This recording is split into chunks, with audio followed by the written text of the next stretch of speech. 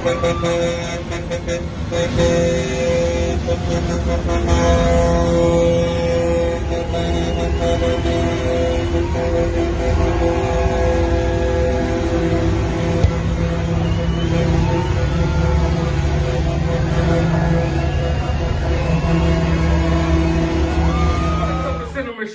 here, and over the past couple of days I've had quite a few of my Canadian subscribers reach out to me asking me to cover this story about this freedom convoy that is traveling through Canada on its way to Ottawa to protest against the mandates. I'm sure you all know what type of mandates I'm talking about, and I gotta be honest with you all. As I was sitting down watching videos and clips coming out of this, entire situation, I got really emotional. It literally brought tears to my eyes. And I think it was just the stress, the anxiety, the frustration of everything that's been going on for the past couple of years with the whole Bud Light virus. I think all of it just came crashing down on me at that moment. And not only was it that, I also just felt a sense of really being thankful and appreciative for where I live. I live down in the South, and for the most part, things haven't gotten too crazy down here like they have in some areas. I mean, Australia literally has concentration camps, okay, that are going on right now as we speak. People are being beaten in the head with batons in the middle of the street because they don't want to take a certain medicine. And it's said that it's being done for people's health. So in order to protect your health, we're going to beat you over the head with a nightstick because you don't want to take a shot. Stuff like that is going on all around the world, and Canada has been particularly pretty bad. And it's been really scary for me over the past couple of years to see everything that's going on in Canada, because Canada is right there on the border of America. Things that happen in Canada can very well trickle down here, and we see it happening in some states, California and New York. But for the most part, I've been living my normal life for a while now. I just got back from vacation, and I was just thinking, I literally got to sit down and enjoy a meal.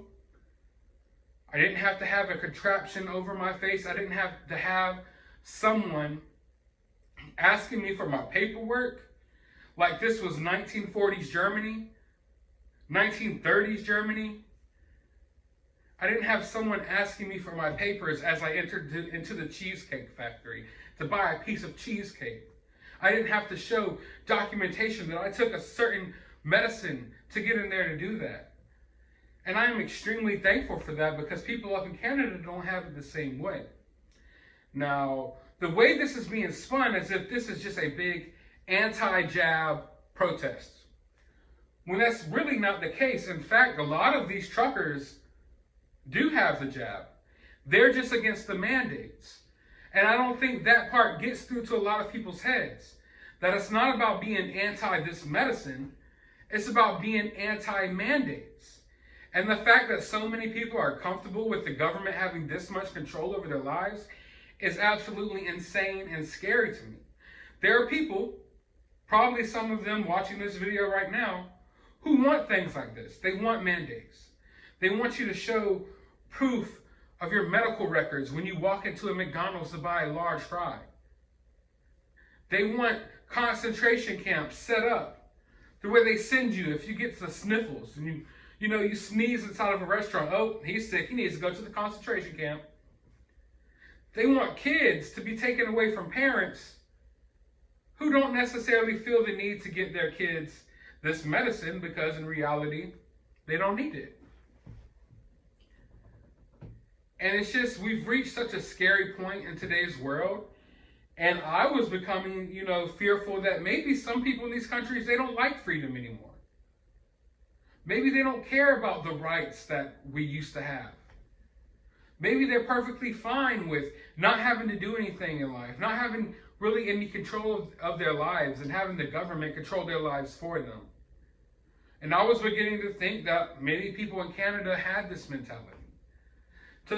So to see these people rising up and taking a stand for their freedoms and rights, I'm proud of it. I'm proud, I'm extremely proud that finally someone is standing up and saying something, standing up and doing something.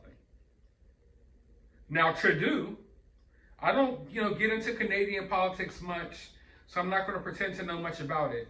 But I did see that Trudeau released a statement basically calling this group of truckers and the people who support them, a small, fringe, minority group. Which seems odd to me, because I looked into the Guinness World Records book of the longest convoy ever, and this convoy that's happening right now in Canada blows it out of the water, like not even close. Thousands upon thousands upon thousands upon thousands of truckers are out there. And I think a lot of people take truckers for granted. But in reality, if the truckers stopped working, if these trucks stopped going back and forth nonstop for just a few days, you will see a total collapse of the supply chain. We've already seen it in this country. The supply chain has been weakened. That's why you're going to stores and you're seeing empty shelves. Imagine if truckers stopped working for a couple of days. You wouldn't have anything to eat. You wouldn't have anything to drink. You wouldn't have all of these items on the store shelves that you're so used to just going and buying as if it's nothing. As if it doesn't take tons of work to get that item right there for you, for your convenience. So I think a lot of people take truckers for granted. And also, I'm seeing Trudeau say this thing about, this is like a fringe minority group. Let's just listen to what he had to say real quick. Canadians have done exactly that. The small fringe minority of people who are on their way to Ottawa or who are holding unacceptable views that they're expressing do not represent the views of Canadians who have been there for each other, who know that following the science and stepping up to protect each other is the best way to continue to ensure our freedoms, our rights, our values as a country. Next question. I find it really ironic when he's literally sitting here acting like real Canadians are really there for each other and they care about the rights and values of Canada. Dude, they don't have any rights or freedoms left. What values do they have left? And he's calling these people a minority because they want you to think that this isn't a popular way of thinking. They want you to think that it's not popular to enjoy freedom. It's not popular to live your life how you want to live your life. They want you to think that that's not popular. So you get on Twitter and you see all of these crazy lunatics who are all supporting these mandates and they're all for this and they're all for that. That's not reality, folks. The reality is people aren't with this stuff. The reality is people have been pushed to the brink. I'm someone who at the beginning of all of this stuff, I volunteered myself to go get groceries and supplies to bring them to old folks' homes and nursing homes. Because they were the more at-risk group of people. But now, after having put my life on the line, in their words at least, I wasn't afraid. But after putting my life on the line for years, trying to help people throughout the situation, I'm someone that would be tossed to the side as if I no longer matter because I didn't follow all of the strict rules and the narrative that they want you to go with. And that's the same thing with these truckers and these nurses, what have you, that have been working through this entire crisis.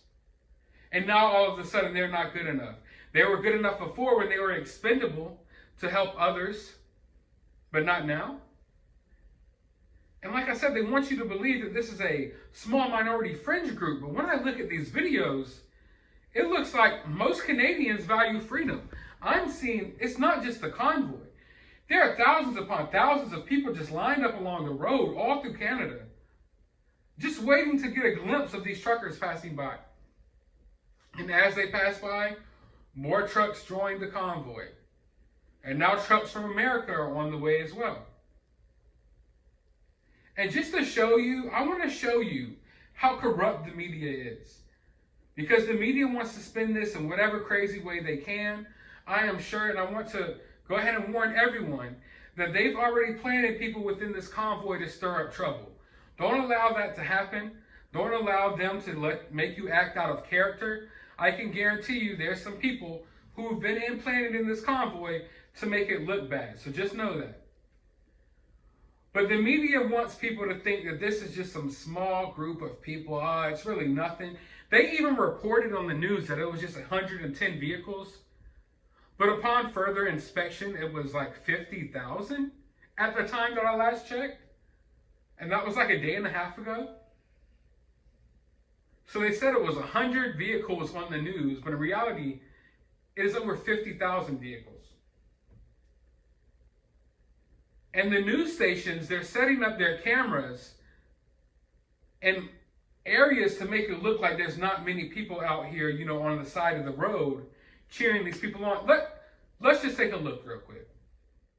We're going to do a quick video here showing you CBC, showing a couple of people. Right? Look at this. Their camera, they're setting up to point in this direction. Remember that. Now let's turn around and show what's really happening here. Our news media will not cover this. They point at a couple of people. Meanwhile, this is what's really going on. Unbelievable. If you needed any more proof that it's corrupt, that's right, it's corrupt, it's all corrupt. Here it is. Freedom! When do we want it? Now! What do we want? Freedom! When do we want it?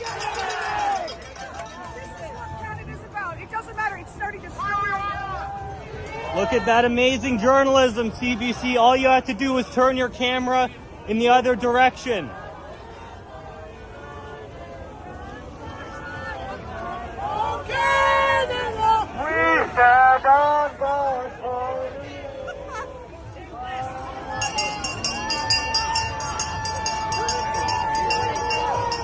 It does not stop.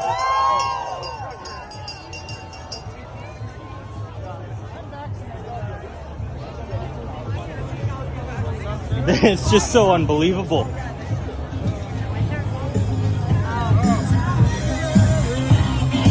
You know the media's lying, but when you see this, when you see them point the camera in the opposite direction,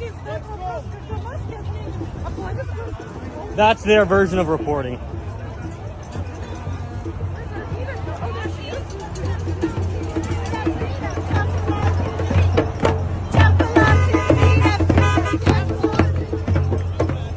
This is an unbelievable turnout. It just keeps going. And there you have it, folks. That right there is why I have a problem with the media. Because they dictate what people think. They have a monopoly on information. But not anymore because of social media, because of people with camera phones and things of that nature. But that shows you. The camera crew sets up trying to get a shot of just a few people standing on the side of the road. When in reality, behind them, there's thousands upon thousands of people. But on the news, they're going to tell you, oh, a few people showed up. It wasn't a big deal. You know, this is unpopular. Liking your freedom is unpopular. You know what really is popular? Concentration camps. That's what we need in Canada. You know, people really love those. And people go with it. Because people get all their information from the media. They get all their information from these major news sources. And they don't put too much thought into it. So they think that they're going with the popular belief and they're believing all these stupid things, when in reality, real people are out here fighting for their rights and freedoms. And the camera crew doesn't want to show that. The camera crew wanted to show 4 or 5 people standing right here instead of the thousands of people lined up, you know, along the road. Because they don't want people to know how popular this way of thinking is. They don't want people to know that other people are standing up for their freedoms because they know that then other people will be compelled to do so as well. So yes, I've been looking at this trucker convoy. Yes, I support it. I pray for Canada. I pray that where I live never gets this bad. Down here in the South, like I said, for the most part, we ditched all of this madness a while ago. And it's absolutely bonkers to me when I look at other countries and other cities, even here in America, and I see people in literal concentration camps. I see people who aren't allowed to go outside for like 1 hour a day, and they have to wear special wristbands, and people just living in this constant fear. When I've been down here living my life, life goes on. Don't give up your whole life to this nonsense. And I'm not saying don't take things seriously. But at some point, you have to reach a point where you realize that this is just being weaponized and used by the powers that be to have more control over you and your livelihood. And what do they want?